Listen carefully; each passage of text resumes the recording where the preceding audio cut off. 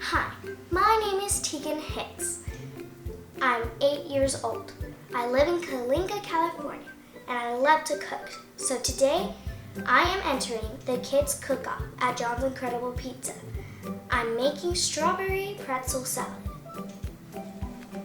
And we are using our own whipped cream, cream cheese, butter, strawberries, jello, sugar, and pretzels. So let's get started. So I've just made my pretzel crust. So now I'm gonna press it into the dish and then we're gonna put it in the oven for 10 minutes.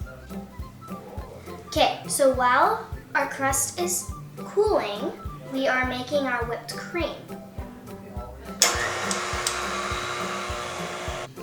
Now the whipped cream looks like it's done. Let's see. So I took the stems out of the strawberries and now I'm gonna cut them like this. So you cut them like this, then you put them on their face like that.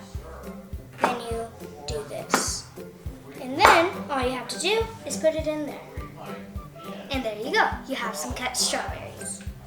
So now that everything's cold, I'm putting a layer of whipped cream on my crust and then the jelly with the strawberries will be on top.